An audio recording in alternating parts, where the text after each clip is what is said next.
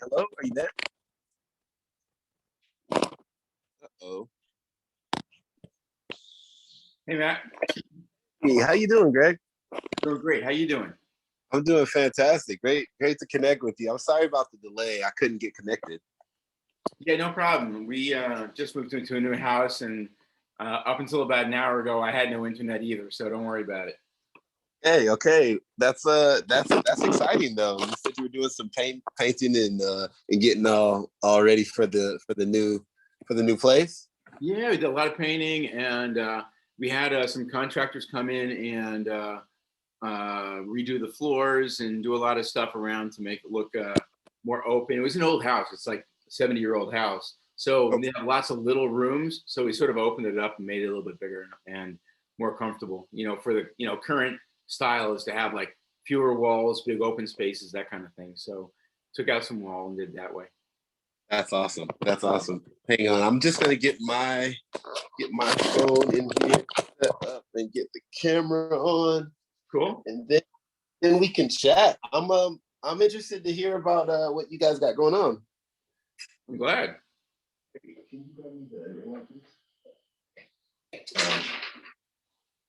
So yeah, I got the email from our team manager. Our team manager sends us out a monthly sort of, I guess, a catch up thing, and they mentioned your program and how you wanted to get athletes involved, and I figured, hey, I'd reach out and see what's going on.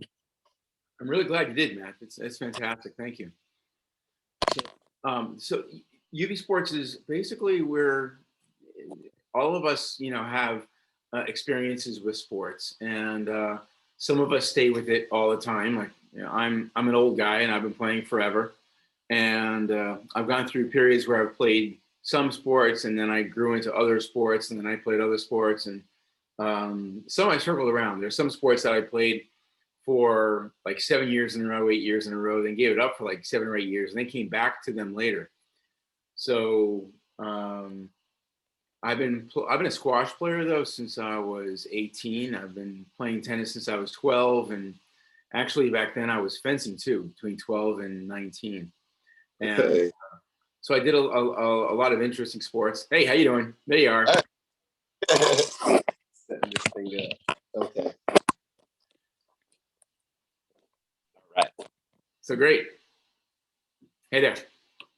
So I've been playing forever, and what I have always felt was that, I'm playing in this silo where there are only like a couple of million people who are playing my sport, but the whole world is playing a bunch of other sports. And it sort of wasn't right that all I saw was the mainstream sports playing by the NFL, NBA, MLB, and PGA. And I'm thinking, this is really, everybody's playing the other sports. Everyone's in different areas and different parts of their sports. You as a wheelchair basketball player, that's a small segment of the population, even of basketball players. It is. It's extremely niche. That's that's a way to put it. But yeah, I understand what you mean though, because I'm guessing there's not a big a squash population out there. No, there isn't. It's about 3 million people, but when I started playing, there was maybe 500,000 people. Okay. And what happened was that people started getting into it. There were more courts being built. Around the world, it's about 150 million people. But here it was, I know, it's very large. It's played on every continent, actually. Actually, they have a court in Antarctica. Okay. So it's all over the place, and there are a lot of people playing it. It's played professionally all over the world. And coach in college was actually a really kick-ass squash player. He was more of a racquetball player. I think he was like ranked in the state, but he also played a little squash, and he was really, really good at that. Squash is a great game, and it's so for an old guy like me. There aren't too many of us still, being able to play, because your knees go, your hips go, and of course, all that kind of stuff. And I'm lucky, knock on wood, I'm still all together. I'm sure there's a lot of lateral movements in small places and stuff like that. It's a fascinating game. I like squash. Yeah, it's really great. Well, for the same thing, just the opposite. When I was a kid, I wanted to play basketball, and Okay. so I loved it. I practiced every day. There was a hoop right across the street, so I was doing that all the time. But I never grew. I'm 5'8", so Right. that's a little small for serious competition in basketball. So I was always playing other sports too. So I just gravitated to the other sports. So that's my story. So how did you get into wheelchair basketball? Well, I've been on the national team since about 2003, 2004. I made the Athens team when I was about 18 years old. Um, I've played wheelchair basketball since. Oh, I'm sorry about that. Did I just get disconnected? So I've always played basketball. I've played basketball since I was able to dribble one. It's Wow. something that I do. It's I didn't get into wheelchair basketball until I was in high school, just because it was just something I wasn't aware of. I didn't have a lot of access to it. It didn't have a lot of publicity or and it's just something I had never heard of. So I used to just play with my able-bodied friends all the time, not really knowing that there was an outlet out there for me.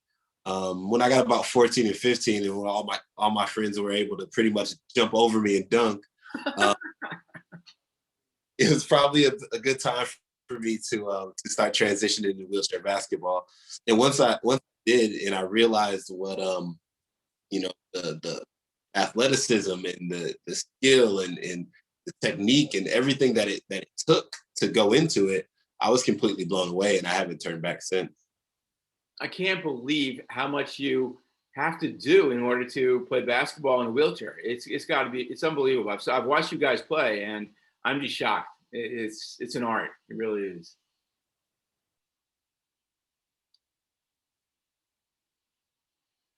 Yeah. So tell me a little bit about what you guys got going on. All right. So I've been working on this. I had this part of it. So I've been in the investment world and in the tech world since the '70s. And Okay. as I said, I'm an old guy. And at 62, I'm ancient. And so I've been playing sports all my life. And I was in tech in '72. I got out of college and went into the investment world. And Okay. during that time, since I knew a lot of tech, I became a tech portfolio manager and did that. Then the web came around in '94, and I was like, this is really cool.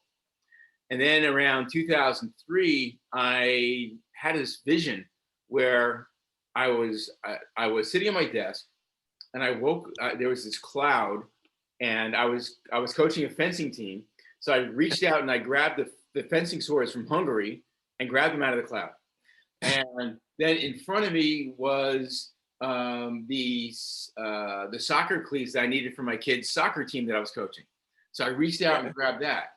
And then I had to register for the nationals in squash. So I reached over here and I grabbed that out of the cloud. And I'm thinking, I just went all the way around the world looking for stuff for my sports. And I was thinking, you can do that these days with the web. And I was thinking, what a great idea if you bring everything together for all sports in one place. Because obviously I was involved with a lot of sports. And I was a pro sailor, I was a pro squash player, I was one of the top tennis players when I was a kid. And I was always really good, but it was because I really was able to concentrate and commit myself and make the sacrifices that you have to do to get there. So I was always good at that. But so then I had this in 2003, I had this vision of bringing all these sports together in one place. And I had this idea that you could have like video and you could buy stuff and you could have a social network and find all the other people who played my sports in one place. At that time, there was no Facebook. Amazon was just a baby. Nobody put their credit cards online, so e-commerce was sort of dead. And it was just starting to percolate. And so all this, and YouTube was ridiculous. There was only 5% of the US population that had access to broadband. So video didn't exist. Mm. So I'm thinking, it's a great idea, but how's it going to happen? And then I thought, you know what? There's probably like 500 people who play squash, and there might be maybe 50,000 people who sail. And so I'm thinking of all these things, trying to convince myself that it it couldn't work. And it kept like hitting me in the head. You got to think about this. You got to do this. So I'm in the university club in New York City, and I'm in the library doing my investment thing. I look up, and there's a census reports. So I said, you know what, just to put this thing to bed, I'm gonna look at the census reports. And I was like, something was wrong with the book, because the book said that there are 250 million people in the United States who play sports, and only 20% of them are playing the mainstream sports. I'm like, that's BS. There's no way that can actually be. So I've been working out the numbers. I start calling around. I call the Sports and Fitness Industry Association, the Sporting Goods Marketing Association. I'm calling all these places, and they're all saying the same thing, that only 20% of the people who are playing sports are playing the mainstream sports.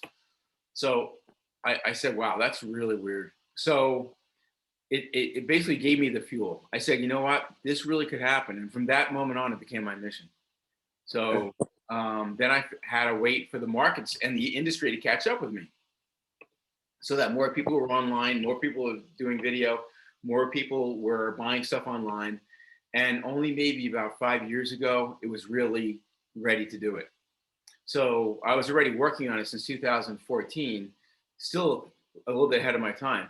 But all of a sudden, things really started to fall into place. And then when COVID hit, it was like sort of a I hate to say it, but it was a godsend for us, because it forced everybody to be looking online for their sports outlets. Of course. And we're right there. So we went from 3,000 members to 16,000 members in about 6 months. And we have something on the site called COVID Crazy for at-home workouts. And that's getting hit a lot. So yeah, I hate to say it, but it really worked out pretty well. And then when the Olympics were canceled and pushed off to this year, that was another big boom, because now we could have everything launched. We're launching the new site in April. We have 3 new apps. And so in April, we're going to launch. And what we want to do is make sure that when we launch, we have all the resources that a wheelchair athlete would need, that that a fencer would need, that all the summer sports are right there, and all the spring sports too, because obviously people are going to be playing baseball and soccer, and all the spring sports are going to start going in. So that's our goal, is to launch in April right into all these spring sports, right into the Olympics. And then we have Winter Olympics a year away. So in 12 months, we're going to hit 2 big Olympics, cover all 4 seasons, and hopefully have around 1 million people on board within a year. So considering that there's 250 million people in the United States that play sports, and about 2 billion people around the world who play sports competitively, I don't think that's a hard stretch. I think it's something we can do. Yeah, I like the goal, and I think it's an attainable one as well. Well, I like something that's a stretch. This is going to be a stretch. Okay. Great. Yeah. It's commitment from people like my team already, from the Olympic athletes we already have on board. For a guy like you, I'd love to have you join us in our goals and help us work it out. Yeah, for sure. So just talk to me a little bit about how I could help. How could I get involved? Well, we have this thing called an ambassador. Okay. For every sport portal, there's an ambassador. So and you are a very interesting situation, because not only would you be the ambassador for wheelchair basketball, but really for disabled Olympics in general, for the Olympic sports in general, acting as our figurehead, as like the ideal wheelchair and Paralympic athlete. So I would love to have you involved in both those sections of the site. Now, you're not going to get rich on it. I got to tell you that much. We're paying $20 an hour, and we're offering a percentage of stock. And then also, if you bring enough people on board, you start getting a percentage of the revenues that those people make from the site. For example, I expect every person to hit between $10 and $20 a year in ad revenue that they generate for UBsports, and we're paying 2% of that to the person who brings them in. So Gotcha. if you're bringing in 1 million people, that's about $20,000 Right. per year. So it won't stink. It actually, could pay some bills. And I'm looking for also longer term employees and partners as we go forward. Right. Absolutely. I mean, so the thing about it is, I love the mission. I love what you're saying, and I think the sort of circumstances that we're all in at the moment, with COVID still being a very, very very big thing in our lives. I think that this is something that is going to be driving for a very long time. A lot of eyes on it. And it is something that I think that I would be able to make an impact with. And I'm really, really encouraged that you have that you've included Paralympic sport, and it'd be kind of an honor to sort of represent as a Paralympian, and be able to try to make your goal come to fruition. As of right now, I'm not really sure what type of time commitment it would take. I'm not really sure. Like, what would my responsibilities be? A couple hours a week. Yep. You'd be writing a blog. You'd also be curating the content on the site.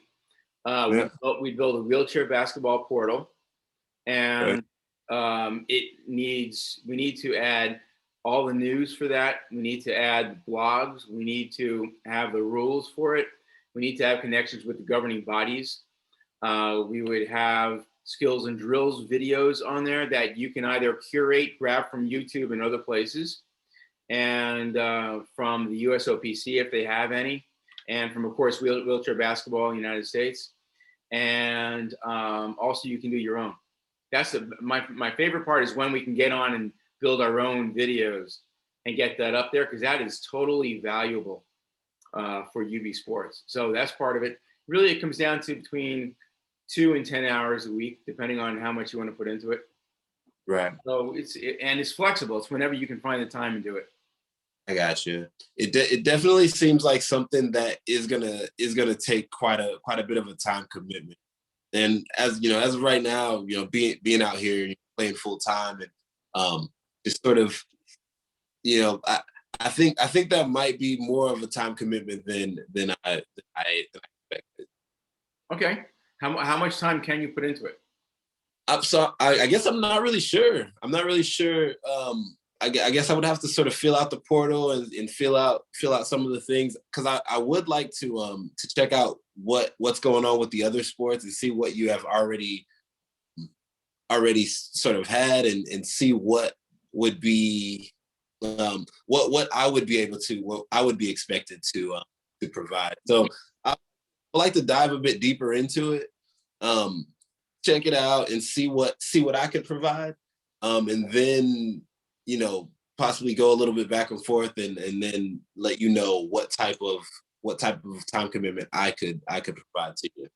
Sure. Again, it's at your own time. It's not something you have to do, 6 to 10 o'clock every Monday or something like that. It's really, flexible as to when you have an hour or two you can throw in. And basically your job would just be going, I would say the first couple weeks are probably the hardest. That's when you really have to put in a couple hours a week. And it's really where you have to collate all the stuff that that's online, all the stuff that you can find online.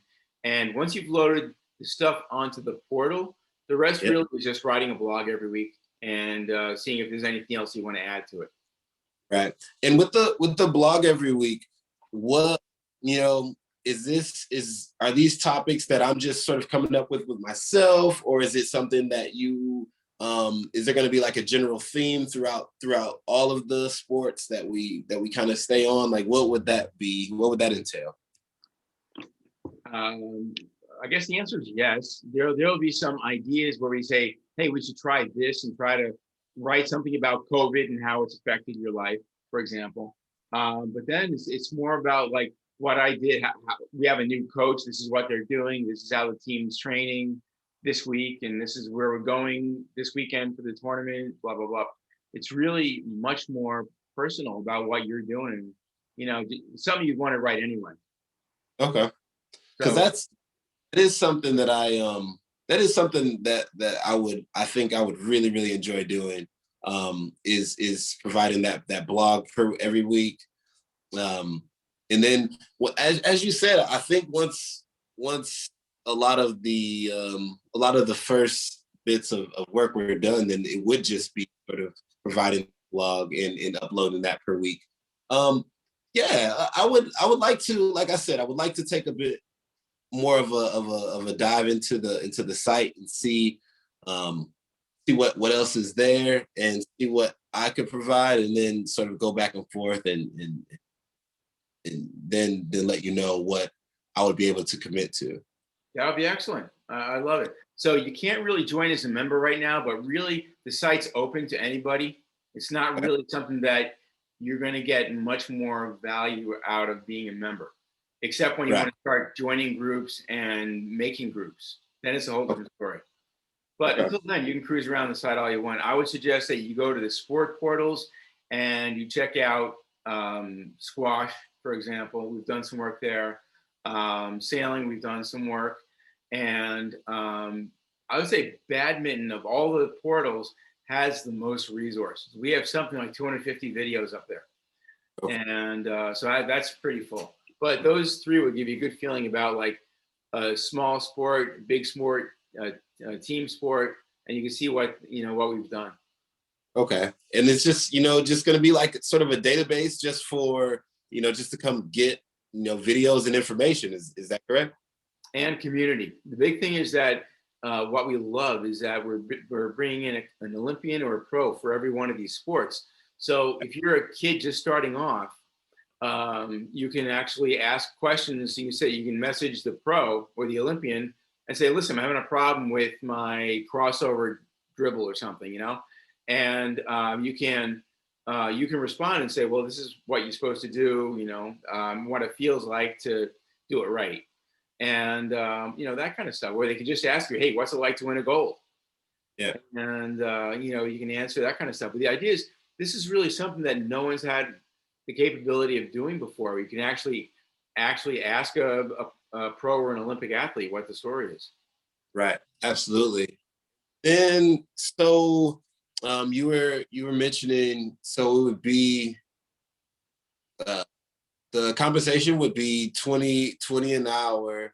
And then is this something, is this like a 1099 thing? Is it a W-2 thing? Like what's the compensation situation?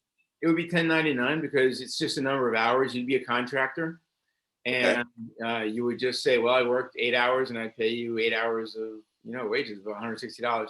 But also on top of that, you'd be getting some shares. We haven't worked out how the shares are going to work, but let me tell you right now, we're valuing the company right now at $15 million. In 5 years, we expect to do our B round, or IPO round, and we're valuing somewhere between $500 million and $2 billion, I think. So if that's the case, whatever you get now is going to be worth a lot more later on. Yeah, absolutely. So let's do this, Greg. Like I said, I want to take a look at, like you said, there's the squash portal. There's a lot more different portals. I want to just kind of check out to see what's there already. If something that I can commit to, then I'll get right back. Oh, I'm going to get right back at you anyway, just to let you know what it is I'll be able, and yeah, we'll talk a bit more about it. Yeah. That'd be great, Matt. I'd really appreciate it. It sounds good. It sounds good. Enjoy that. Enjoy those new walls. I'm super about the new. I'm actually in the market for buying a house this spring. So cool. I know what that's going to be like, and hopefully I'll have a little bit of that excitement for myself coming up. That's great. Where are you gonna get your house? So I'm looking in like the Dallas Fort Worth area. Cool. So hopefully if everything goes well, that'll be it. So I have some walls to paint myself. Awesome, man. I don't know if you can see behind me, but we just bought this house, I told you. And behind me is Peter Rabbit wallpaper. It's not exactly the most professional background, but it is what it is. Yeah, exactly. So it was great. It was great talking to you. Thanks for your time. My pleasure, man. I hope to talk real soon, and I'm keeping my fingers crossed that you decide to work with us. Cool, man. We'll be in touch really soon. Great. Thanks again. Bye. Have a great day, man.